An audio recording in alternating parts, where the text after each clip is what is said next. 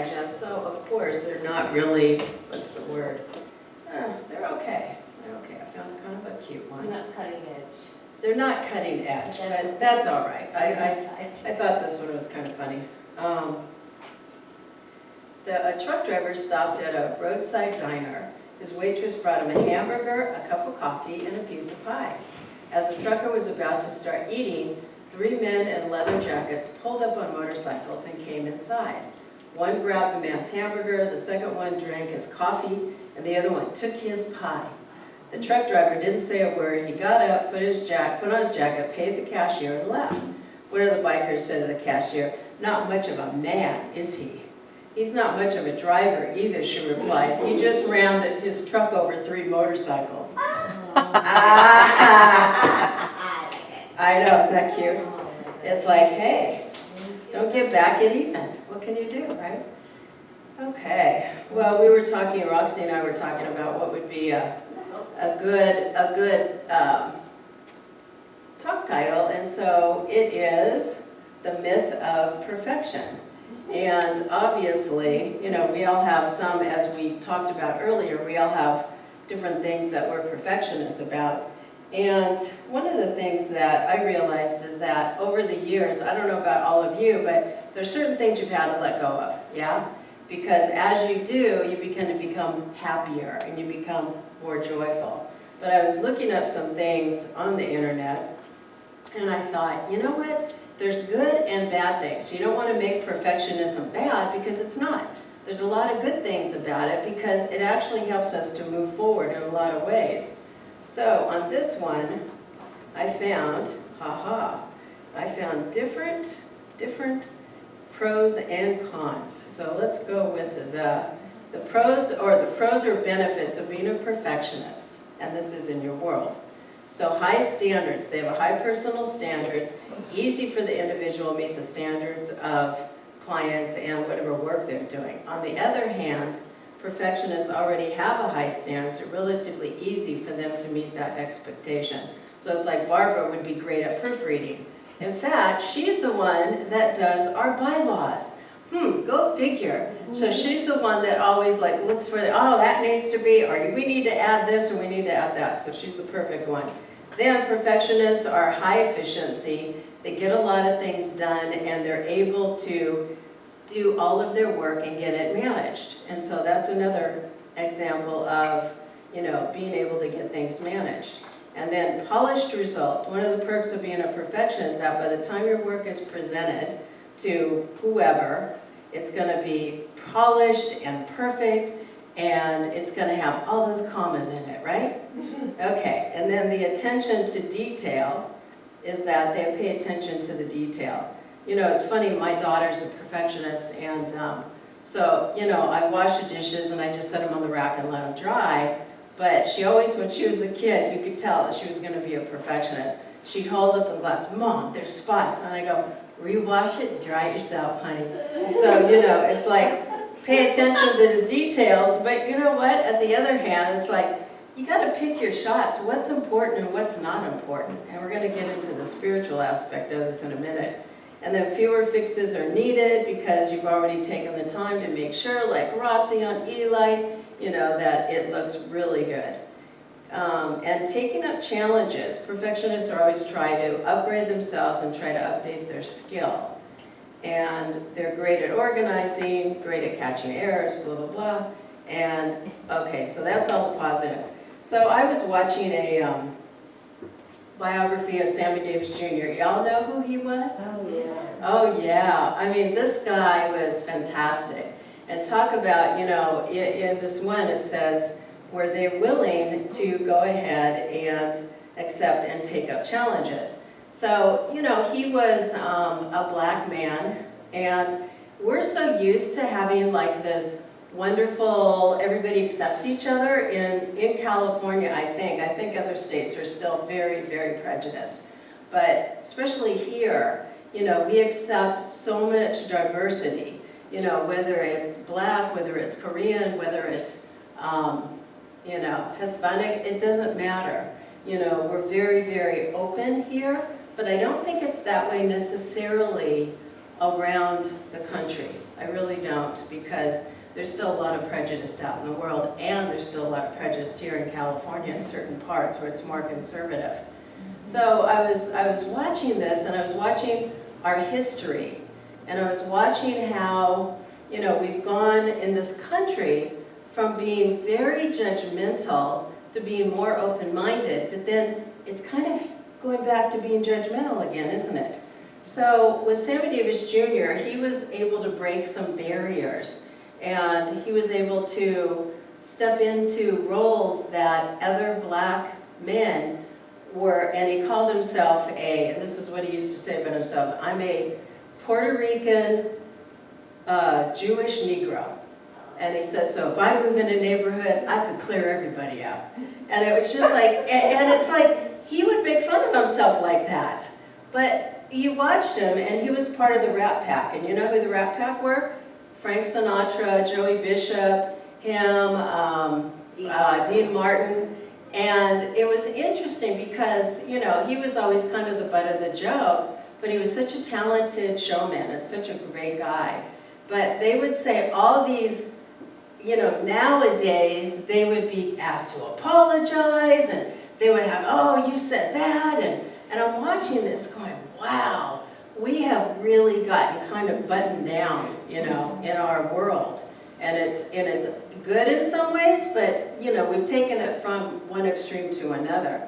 But one of the things that I loved about him, you know, he was in the Army, and they just beat him up because he was a little guy. They were very, very prejudiced. And he was in the Army at a time, you know, when they were probably in the 50s. And they were just horrible, you know, to anybody who was diverse at all in the Army.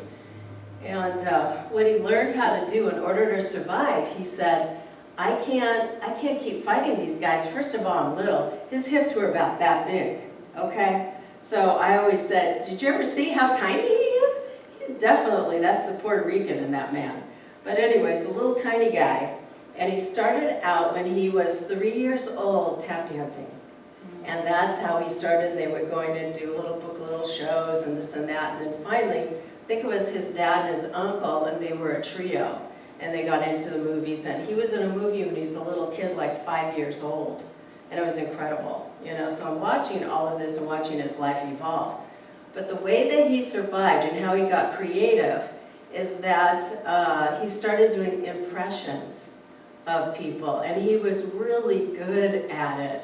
So he would do an impression of Dean Martin. He would do an impression of all of the popular movie stars of the day. And it was amazing because he was able to take that and step up and use that challenge in order to save himself during that Army experience. And I thought, wow, that was really clever of him. You know, it was really, really great. So in that regard, you know, he changed and was able to create, you know, lemonade out of lemons. But as I was thinking about this topic, I realized that when we are in a place of having to be perfect all the time, and I don't know anybody here that's wanting to be perfect all the time, right? Not all the time. But it kind of takes us out of the present moment, and it takes us out of the place of, if you look at what Eckhart Tolle says, it takes us out of that present time. And this is what my daughter had to learn, because when she got the cancer, she was always worried about the past, about a decision she made in the past. This is a typical perfectionist, just not my kid. Or she was constantly, I don't know, is it the right decision? And it was just brutal on her.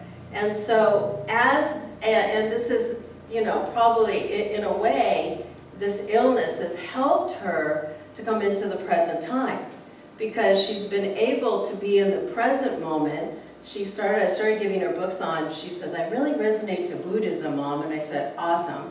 And so she started really reading up on that, started reading a lot of spiritual books, and started learning about oneness, and started understanding that, you know, her worried about the past and the future, she needed to be in this now moment, like all of us. So perfectionism causes us to be away from that. It causes us to go into a place of separation. And so when we are present in the moment, we're allowing ourselves to just be with Spirit and allow Spirit to help us. Well, getting back to Sammy Davis Jr., he also was breaking other grounds with, this is one thing I never knew. Do you know who his girlfriend was at one time? Kim Novak. Oh. Yeah, and you don't know that because there was a studio boss, and this is what he had to do in the present moment to save himself. I can't remember the name of the guy, Cohen or something. But anyway, he threatened him with his life that he needed to show that he was no longer involved with Kim Novak. They were following her around with private investigators because he said, you are never to go near that man again. That's how bad it was about having interracial relationships at that time. And again, I didn't realize that. And I thought, wow, we have really changed, to the good. And I'm so grateful because that is wonderful. But he had no fear, and he was just like, hey, this is so great. And then she said she's really sad because they interviewed her, and she was in her probably 60s by the time they did this documentary. And she said, I just really loved him. He was just such a sweetheart. And it was really too bad. But what he had to do to protect himself, he had to pay a woman, a black woman, a friend of his, to marry him. They had to make a huge publicity about it so he didn't get killed by the studio boss who had put out a hit on him. Oh. Yeah, okay. So later, he obviously, kept shifting and growing, and he wasn't worried about what everybody else thought, which is what perfectionism is too. A lot of times why we go into a place of perfectionism, oh, my house has to be a certain way, or this has to be so, because we're trying to please other people. And because of that, it takes us, again, into a place of separation. And it also causes a lot of stress and health problems, doesn't it? Because we're always trying to please others, and I don't know, I've had to get over that. How many of you have had to get over that? Yeah, because it's not going to work. I remember when I first started here, it was about, oh, I have to have this a certain way, or this isn't done right, or then I had people around me, and finally I just said, you know what, if there's a few mistakes made, it's okay. And it's okay, because we're all human, aren't we? We're still human. And we're still human, and we can have all that, and just kind of step back and enjoy our life. So one of the other things that happened, and just this kind of goes with Sammy Davis Jr., so he wasn't trying to please anybody else, and he was in filming a movie. He was doing, oh gosh, I'm trying to think of that. I'll think of it in a second, it'll come to me. Anyway, he was in a film, and he was in getting some lunch, and he saw Mae Britt, who she is. That was his wife. And so he saw her, she was Swedish, and she was gorgeous, and he ended up marrying her, and he said because of that decision, and he chose to, be in that moment, he chose to be, again, we're gonna have a relationship. I don't see black or white, I just see that I love this woman. And what happened, he would go out on tour, and he had to have bodyguards because he had death threats and bomb threats, because how dare he be with a white woman. I'm like, whoa, and again, as I'm watching this, I'm like, I couldn't believe it. But he was able to move past a lot of that and step, like that song said, he was stepping out of his fear and allowing himself to be, again, a way shower and show that, we have to move past that and allow ourselves to, step into another way of being and another way of thinking. And then as Denise was reading the thing today, letting go of perfectionism is really self-mastery. You know why? Because when we let go like that, we're allowing ourselves to have a deeper connection with Spirit. We're allowing ourselves to feel that and hear that, as he said, and what I think she said in the reading, and also what EJ was singing in the song, is that we're able to hear the inner voice instead of, oh my gosh, I didn't do the laundry. Oh, I didn't do the dishes right. I didn't put the forks in the right area, or whatever the case may be. Because as we allow ourselves to just be more open and relaxed, then we allow that divine to come into us. So I've had this cold flu thing. It's gone on a month now, okay? And I'm like, okay, whatever the message is, I hear you, I got it, okay? So we can let this go now. But what's interesting, as I'm laying there, I have this little crow necklace because that's my totem. Denise gave me this, and the crows have been like swarming around my house. And I'm thinking, I have got to sit down and really be with what is the message there. So sometimes when we have an illness, or sometimes when we have something going on, is there something that we're blocking? Are we blocking the inner voice? Are we blocking that divine? Are we blocking God from sharing with us? And that's really what I get out of the myth of perfectionism, is that it's going to cause a state of separation. It's going to cause a state of anxiety and pain. And as we let go, and we're okay with that, and let go, we're able to love ourselves, we're able to honor ourselves in a more pure way. And that's why letting go of the perfectionism is a good thing. Now I'm going to get to, we already read all the good stuff about perfectionism, right? So here's some of the downsides of being a perfectionist. Here's the disadvantages. Losing sight of the objective. And I have a perfect story with this. So we were, my daughter had got tickets for Hamilton. So here's the perfectionist. This is an example. And I'm watching this. I'm watching her spin and spin and spin. And I'm thinking, my God, that must make her, how does she feel in her body? And I don't know. I don't know if we should go. I don't know, and maybe I won't be able to get somebody to watch the kids, and I said, okay, here's the thing about being a spiritual person. You make a decision, you do it, and you go for it, okay? So she was waiting for me to say, just do it. Yeah, let's go. And finally, Paul looks at me, her husband, and he goes, you know what, Miriam, you just go. Just make her go. You guys are going to love it. It's fantastic. And so then I'm watching again this the thing about perfectionism. It makes you crazy and it makes you spin. And so what ended up happening is she put the tickets up for sale, and then she says, oh, I can't look at that during lunch because we can't look at technology while we're with the kids. So meantime, yeah. Okay, do you get this? This is like, I'm watching this all day long. And so then what happened is she forgot to check the site. The tickets got sold.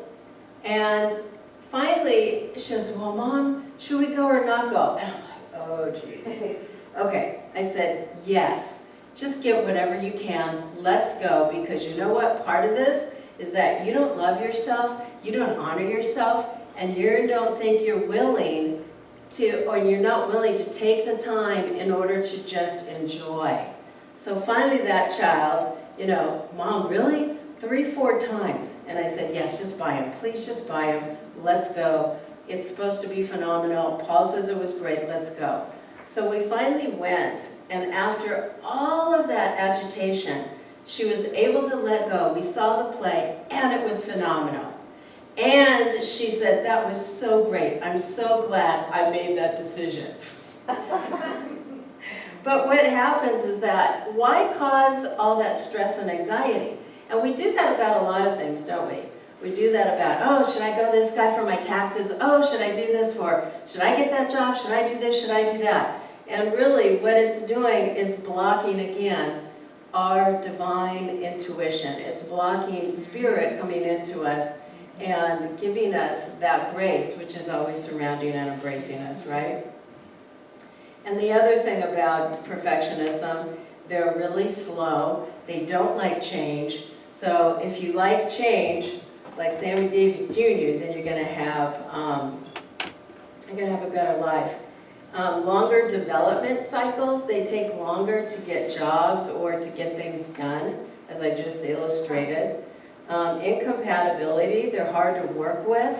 And I've been around, have you ever been around people that are constantly like, and then finally you go, okay, I can't take this anymore. This is too much. I want to be around somebody who's kind of flows. And that's really why there's problems with them. So with that, I just want to close with what happened at the end of Sammy Davis Jr.'s life. He ended up, continuing to entertain and be wonderful and be that wonderful guy that he was. And he ended up getting cancer. And he decided to just get radiation and not get his whatever it was. I don't even know. He must have had throat cancer. I'm not sure. And what was it? It was throat cancer. It was throat cancer, wasn't it? So they said in order, if they removed it, he'd never be able to sing again.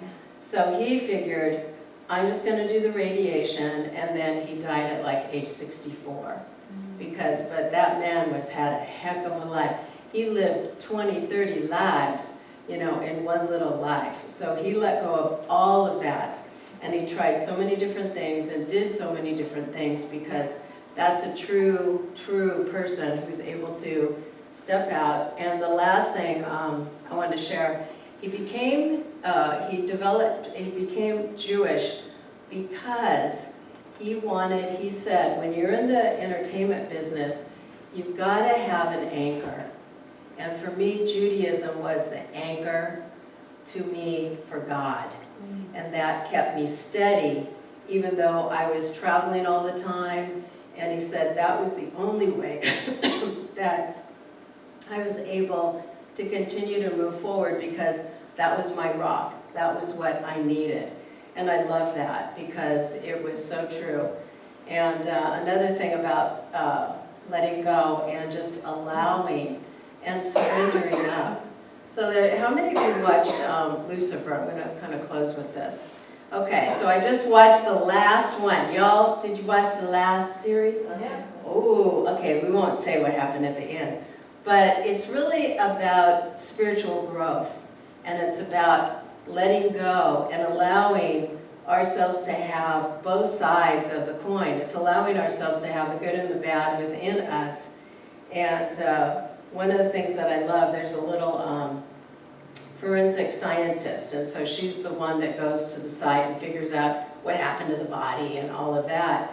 And she gets upset because a dear friend gets killed, and she just decides the big guy, God, is no longer valid for her. By the end of the series, she decides that no matter what, I believe that there's something out there supporting me. And I believe that I'm going to still have that faith and belief. And I know that that's going to guide me and that that's going to help me to move forward in my life.